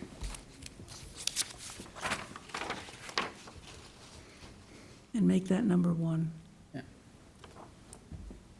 And Teresa, when you finish, Mm-hmm. the first bullet point you had there, you read it a little bit differently from the way it's written. So I apologize. no. So when you said 65 units, you said and the performance standards are exceeded, but you have all. Which is it? I'm sorry, which one are we at? The first bullet point you have. Oh, maximum number of units should be set at 40 units with incentive for bonuses up to 65 where community benefits are provided. So you wanted to say and? No, you read and. Oh, I I'm didn't know sorry. Which one is it? It's up to you. It's your resolution, right? And Well, or? if they are gonna get up to 65, then they should exceed the performance standards and provide community benefits, so I agree with you. It's written or, that's It's a why I good, kind of Right. questioned. Okay, So no problem. I I prefer and, absolutely yeah. will fix it for you. Any other minor edits that you want to include, or? Where does this leave the planning board in terms of a common sense approach to a particular parcel that's located, if this goes So what forward within happens that district? is, when the town board receives a change of zone application, because this is essentially a change of zone application, they look at it, they have a work session, our office writes up a report saying, these are what the applicant wants to do, these are some concerns, this is what the comp plan says, this is what the overlay district requirements say. Does the town board want to consider proceeding with a full review, right? And if the town board says, we hate this, they go away and they never come back, and nobody Well, does anything, right? In a perfect world, they go away In a and never perfect come world, back. right. The If they- reality is that They could always often they come back don't. and change, they could always change the project and try and come back, right? If they elect to consider it, they would send us a referral, similar to Mariners Housing that we received recently. And then, They would start the secret process. We would, as an involved agency, get a secret referral. We would have an opportunity to weigh in. But initially, when they set the public hearing for the change of zone, you guys are going to get a referral, and we can write a whole report saying, these are all the issues that we have concerns with. And that is taken into account when we're doing the secret review and all of that other stuff. But they would still have, they would be the agency that's landing the zoning. That's correct. They would be the agency landing the zoning, and at the end of the day, it would be a general concept plan saying they can have this many units, and you guys need to make sure it works. I mean, part of it is that as part of the secret process, they have to do that too, right? But then you get to do all the finesse details, like saying, we don't like the parking this close to the property line, scoot it back a little bit, put more screening there, the lighting needs to be fixed. Those kinds of things would be addressed by the planning board. So another comment that I have that maybe we should also put up front is that using a change of zone changing is not the optimum way to do planning. I don't know how we can frame that. I mean, I'm saying it raw, the way I'm saying it, but, Well, I mean, zone changes are a planning tool. They are a planning tool under the, and it's a tool that is, led by the town board, but it is a planning tool. If you want to say, we think. I think Jackie was concerned that this was as a result of an application as opposed to having an established study and need that the town now needs hotels, and so then she feels like we're putting the cart before the horse backwards. Our That's concern all. is that also that this might be construed as a form of spot zoning, because it's not taking a comprehensive look at the town. Okay, so I could add a bullet point after the first bullet point with regard to your recommendation to reconsider the legislation, is that the town board should consider comprehensive reviews of future zoning. Yeah. Well, you're kind of supposed to do that, so, I mean, don't say it like that. So what I would suggest is the first bullet point should be, ahead of establishing a district such as this, the town board should present an analysis of the, or their methodology of analysis of how it's needed, right? And then just the same as we did with BES and housing, identify areas that kind of light up when. I think Janice said that's what they did. They did do it. That's what she said they did, yeah. Yes, The planning board would like to have been presented with more of a planning underpinnings for this. A coordinated work session with the planning board. Okay, But so. it's also not, yes, change of zone is a tool, but change of zone in this context is chaotic planning as far as I see it. And so you're opening the door to a developer who finds a property to put in a hotel and persuades the town board to do a change of zone. We're left with the crumbs, so to speak, So where you don't put like it. a floating district? It's like a floating. No, it is a district. floating district. I'm saying you don't like a floating No, district? yeah, no, You I don't think that that's good planning. But it is a form of spot zoning, when you think about it. It's like the PDD That was. too. It's like a PDD, which was retired. A floating zone can be very, very, it's loosey-goosey. It's outside of a plan. So they don't favor floating zones as a mechanism by which For good planning. change of zones are For accomplished. good planning, yeah. Okay, so the first bullet point will say the planning board doesn't favor floating zones. As an effective tool for planning planning. For comprehensive planning. The town board may want to revisit the reasoning behind elimination of the PDD. Doesn't favor floating zones as an effective tool for comprehensive. Okay. We're sworn in, so they can't do anything. Comprehensive planning and zoning, okay. Anything else that you wanted to add? So that'll be the first point, and then the second point will have your concerns about the legislation, and then the rest of the bullet points. When do they need this by? They're having the public hearing on a public hearing on Tuesday. I don't know if they're gonna make their final decision on Tuesday after they close the So hearing. you think we should get this into them? Absolutely. Yes, Okay. yeah. Because this is the third time we've actually looked at it. We looked at November 20th and Oh, December we had the 3rd. holidays. They need your comments before they can act. But having said that, they could close the record and just leave it open for purposes of, but it would be optimal if you could just get it done if Yeah, she's if you captured could everything type you it need up, to say. sure. Yep. And then send us a copy of it. Okay. Also looking at, because it's referencing temporary housing for tourism, did they look at how this relates to the laws around Airbnb and temporary rentals? Well, no, this is a hotel. It's not. We don't let Separate. Airbnbs, Yeah, we don't do short-term rentals. except for the Legally. There's like a classic. 2 We week made an exception 2 weeks for the Right. classic. Open, But other than that, we don't. So for an We don't overnight or regulate. something, okay. Got it. So if other items, like a restaurant or a spa facility, are accessory to it, what does that mean? What is that? I thought you had a comment. We did. We said, Yeah, we it's in said, there. all other uses permitted on the parcel shall, within an approved HDO should be accessory to the hotel use. So I would think that if you were to have a spa, you could only go to the spa if you're a guest. Well, boy, that's policing, you know. But you're gonna tie parking and everything to that on the site plan, so they're, there's gonna be an accountability for whatever uses they intend to have on the site and your ability to mitigate or shape that. You know, sometimes we open the door to something like that as opposed to making it narrower so that we can keep control of it, you know?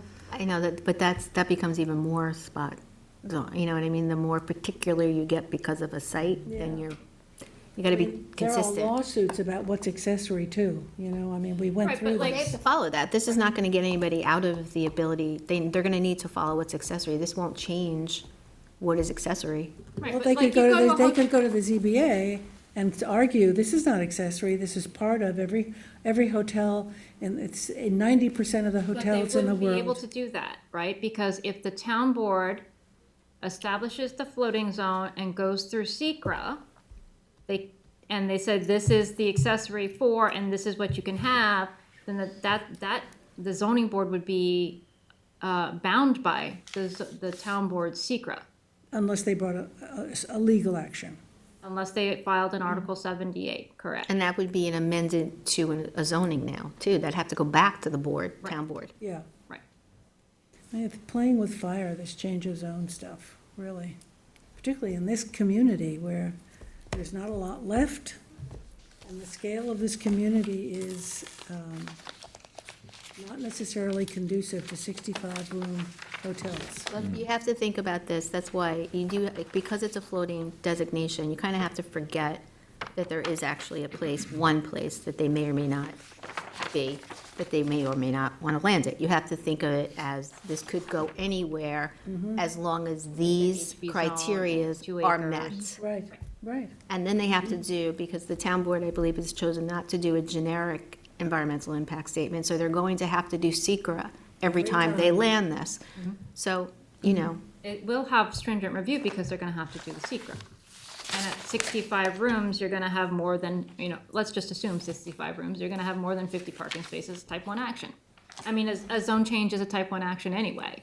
Well, I mean, people who are gonna do this, and I made that comment, are people with deep pockets. You know, these are the Hiltons, the Indigos, the Marriotts. Those are the people who would really like to get into this community. That is probably true, however, those brands do have smaller, business offshoots. models. Yeah, smaller business models, Slumber or something like that, I We forget really, what it but was. we can't really get into like, No, we can't talk about That that. kind But of what stuff, I'm just that's- saying, generally, is that when you go through this mechanism of change of zone, it's a developer who has the wherewithal financially to pursue it. It's not going to be a little boutique operator who buys a little shopping center to redevelop it, you know? No, I'm just very wary of this. I mean, the one, I wouldn't say it's a benefit per se, but part of the reason why the town board considers floating zones is that it is the responsibility of the electeds, right? And if the constituents don't like it, they're out, right? That's part of the reason why some people find that floating zones or zone changes are best handled at the town board level, because they take responsibility as the elected official. They're taking the But they're not planners. But They're not planners. They get No, it. but They you get have, elected. again, the opportunity to weigh in. They don't get elected next year, but they mess with.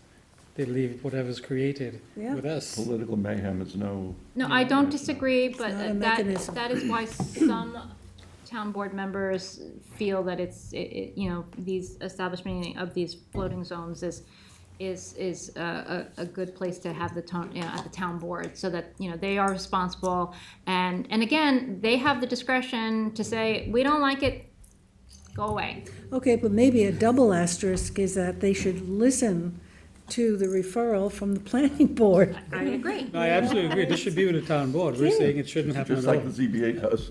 Yeah, I mean, it's critical that this kind of legislation have our input, and they listen to our input, and as an important input. I mean, we've thought about it, we've spent hours discussing it, and it's We there. could say we would request that any zone change in this manner require a work session. I mean, that would They be do, they're gonna difficult have to do to- that once they land, Yeah. once they find a place to land it, they have to do that at the town board level. Yeah. And Right, then they it's a have work another session referral for here. them, but we don't have work sessions together.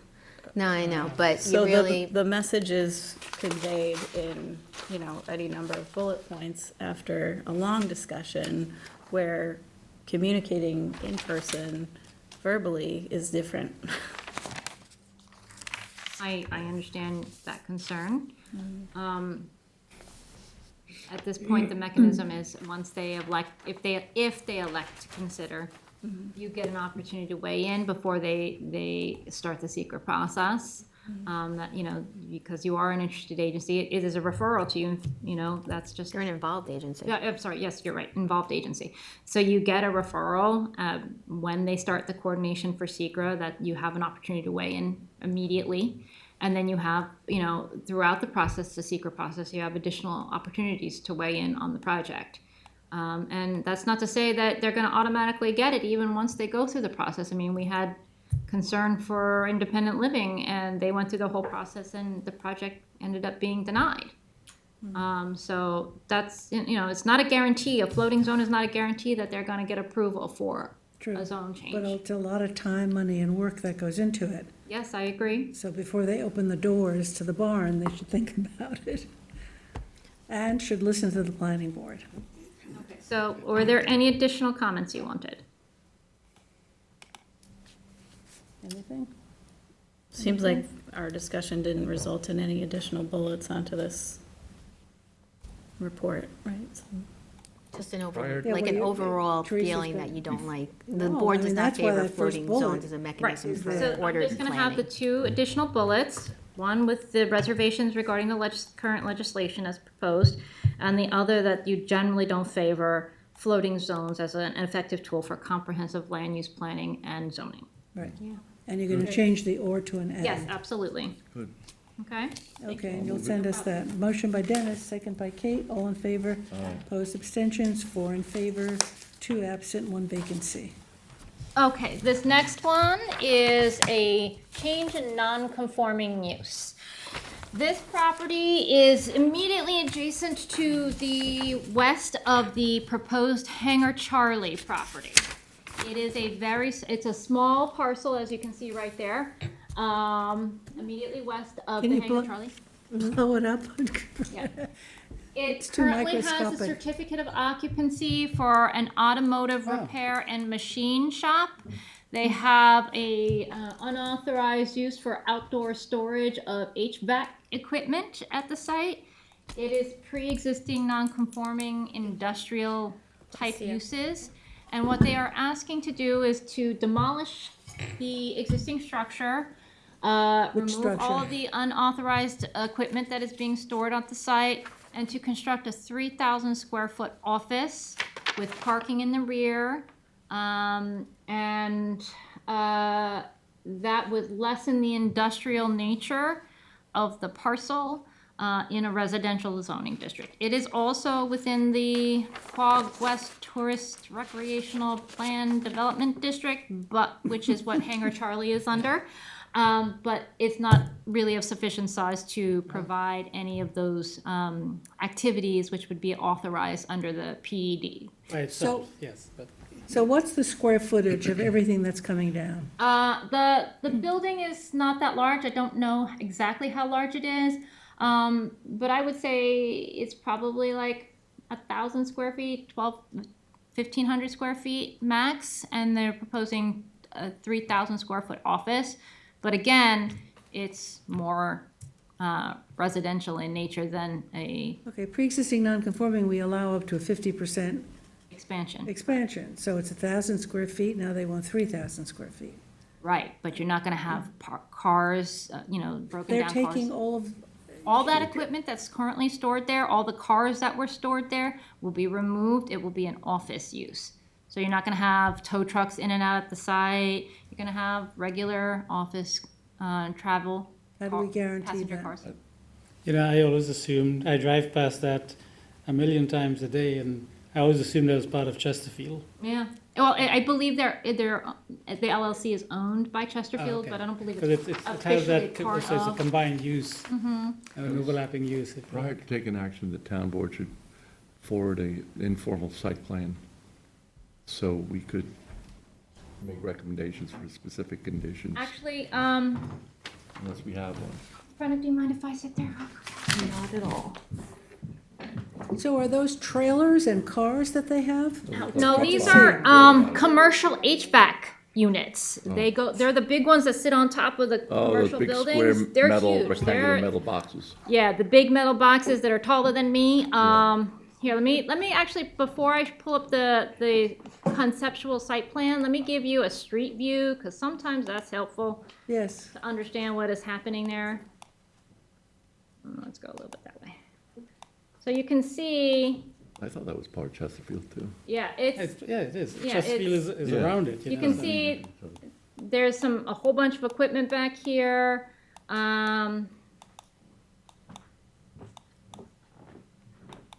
It's pretty hard to see from that, Teresa. Yeah, you can see there's the building here with the one bay garage. You can kind of see. And that's all what they're going to demolish? That's the 1,000 square?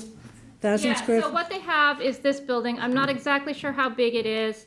But then they have like this metal trailer here that's legally pre-existing, this metal trailer here, there's like a roofed over area between the two, and then this is all HVAC equipment. You can see in earlier photos, it used to be all parked up with trailers and broken down cars. So what they're proposing to do is construct, demolish all the structures, take off the equipment, and then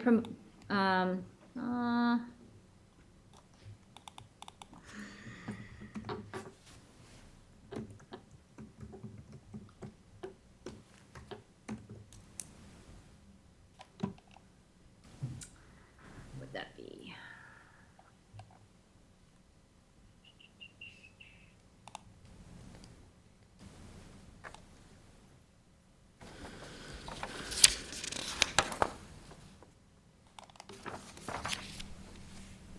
So this would be the building. There would be 3 stalls here, inclusive 88 compliant stalls, and most of the parking would be in the back. They would have this very large buffer, which they would revegetate. They would only have one access now. This is what the building would look like. Is this a new business, a new owner, or? No. They just trying to clean up the site. He's trying to clean up the site. This is the existing conditions plan. And all So of- obviously, it doesn't show the outdoor storage equipment, outdoor equipment the equipment being stored out here. But it will no longer be, right? No, it will no longer be. And where is it going? I don't know.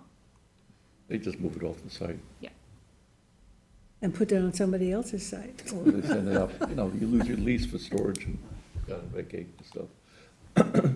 But it's an improvement. It sure is, but how do we guarantee that, is there a mechanism that we could use to say, okay, you can do the building, we prove that, but everything has to be cleared out first? Absolutely. That would be a condition of the change in non-conforming use. And obviously, after they get the change in non-conforming use, they still have to come in for site plan, right? It's not like the town board is approving a site plan here. They're just saying, this is less intense than what's currently there, and this is better, and it brings it into greater conformity with the current zoning.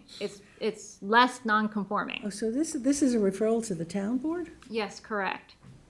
So Because they- the town board is responsible for changing one non-conforming use to another. Be the ZBA. It used to be the Yes, it used to ZBA. be the ZBA, right. So, but I hear what you're saying, Jackie, that if there's a rule in place, they can only expand by 50%, then they'd be at, what did you say, it was 1,000 square feet? They'd be at It 1,500? looks like, it's hard to read this plan. This looks like 36 by 38, so close to 1,000 square feet. So I think in our comments, we need to note that, 1,300 square feet. note that guidance, because obviously, yes, it's improving, but you can't use that as a rationale for not following your rules. Right, but even if they were, so, in theory, if you have an expansion of 50%, right, that would be 50% of industrial use, which I would say is. That's not as right. Right, it's not as right. Still have to do secret on that. Right. It says up to 50%. Up to. It's up to 50, it should be up to 30, but anyway. But the But ZBA, right, so any expansion would still require secra, you would still get an opportunity to weigh in, but the point of doing a change in non-conforming use is to bring it into better compliance with the current zoning district, right? Right. And we don't want them to change the non-conforming use, expand the existing non-conforming use. And then if anything were to change here on this site, even after the change in non-conforming use is approved, then they either have to get another change in non-conforming use through the town board and through you, or it has to become conforming and become a residential lot. So it's a process to bring, it's a step-by-step process eventually to get this lot into conformity, but it will take time. So using the formula of nonconformity, okay, which is up to 50%, the reason I asked you how much of this property is already covered, how much, all of that coverage on that lot, what is it, how many square feet? It's a lot. it's a lot. I'd rather Here it use is, see, right than here. the building. This is it's basically this little island of vegetation and some vegetation here. You can see, it's basically everything except this tree, these trees, and these like 6 trees here. So, Everything else is either covered with equipment or driveways, earthen driveways, or, How long has it not been an automotive repair shop? no, it's still an automotive repair shop. It is? I saw cars there when I went and did the inspection, Oh, so and it is. Sean has confirmed that it's still an operating use. Yeah. I mean, I don't think they do as much business anymore, but I did see some vehicles still there for repair. Since it's discretionary action, maybe the town board could require solar panels. on Well, any you can new structure. require that because it's gonna be site plan. Site plan, They have yeah. to come through site plan. That we can't mandate it. We ask for it all the time, and people say, yeah, I'll bring it to my client, or we'll consider it. Yeah, I don't know if the town board can mandate it as as, Discretionary use, this is the only time. Should be in the code, but So regarding the math equation, I would just request to add square footage to the third and fourth whereas. So the property contains legally pre-existing non-conforming automotive repair and machine shop, X number of square feet. The property Exactly. also used for unauthorized outdoor storage of HVAC equipment, estimated square feet. And then when you get to the 3,000, there's sort of like a logical equation there. Whereas when we're saying the non-conforming use at 1,000 square feet, and now we're going to 3,000, it wasn't working. Right. We don't have to illustrate that math within this resolution, but I think just adding those square feet. Yeah. So what for we're the getting, what third we're and fourth removing whereas. is whatever, 100,000 square feet Of non-conforming of use. machinery and non-conforming use. I mean, it's a much better rationale, but it also makes this more specific. So do we know if that LLC is in fact owned, are they owned by Chesterfield as well? Or do we know that? for a No, fact? it's a single separate. It's technically single and separate, and it's an LLC, but I'm almost 100% certain that it's the same. I'll tell you, from living, 1,000 feet away and driving down, one of the biggest improvements you'll get by doing this site, and if anything could be done with Chesterfield itself, that parcel that you're looking at there, including this site in Chesterfield, when it rains, the amount of sediment that runs off that property down South Country Road clogs up every drain at the corner of Peters Lane, going across the road to the other side, and down the road, and everything then runs off, really heavily silted and runs off into the creek. Right. Well, if you look at their conceptual site plan, it does propose to establish a buffer up to the principal building envelope line, which is about 60 feet. And obviously, as part of the site plan, we would address the drainage issues. It's going to need a SWIP, so. But, unfortunately, I'm trying to see if there's a nexus to say, can we do something at Chesterfield's be an enforcement at action. Chesterfield's two exits? Drainage, we should That have, we should should be an impose enforcement drainage. action. Yeah, well, absolutely, that would be part of the Site site plan. plan requirements, But only on their property, not the. No, not right, the you two can only parts. do what They you could be can cited for on the that. specific You can't property. discharge heavy water. You have to maintain your drainage on On site. site. No, it's been happening for. So that's really a then- mess, that It is- property. it Well, is- Sean, he yeah. lives right around the corner. Compliance. It's a lot going on in How can you there, solve and that? they're gonna reduce the industrial nature of the site, and I think that's a benefit to the residents across the street and down the street and around the How are corner. you going to calculate the square footage, On the, everything that has to go? so I can, it's easy enough to calculate the square footage on the building, and then there's a tool in GIS where you can kind of measure it out. So basically, I would just exclude the little island and the little bits of trees in the front, and then everything else is just. You like just drag it across. Yeah. and Yeah, get the and it'll measurements. give you the square It'll give me footage. an approximate So square all of footage. that would have to be cleared and removed, yeah. I think that, I agree with that. Great. Then we would support it, so, I would Okay. move to adopt the, okay, as revised, Resolution. right? You'll put that square footage in. Absolutely. I'll move it. Moved by Kate, Oh, second by second. Dennis, all in favor? Aye. Opposed, abstentions, 4 in favor, Motion to adjourn. 2 absent, and Knowledge signatures. Oh, finish the no. vote. All right, good night, everyone. I think. You need to acknowledge. 4 in signatures. favor, 2 absent, 1 vacancy. The vote's taken. We need to acknowledge the signature. What did he say about Charlie Fox? Just acknowledge that it happened. Okay. Acknowledging the Charlie Fox signature and acknowledging the signature on 715 County Road 39. Is that what I signed? That's what you said. Okay. And motion to adjourn. Motion. By Dennis Second. and Kate, and all in favor, 4 in favor, 2 absent, 1 vacancy.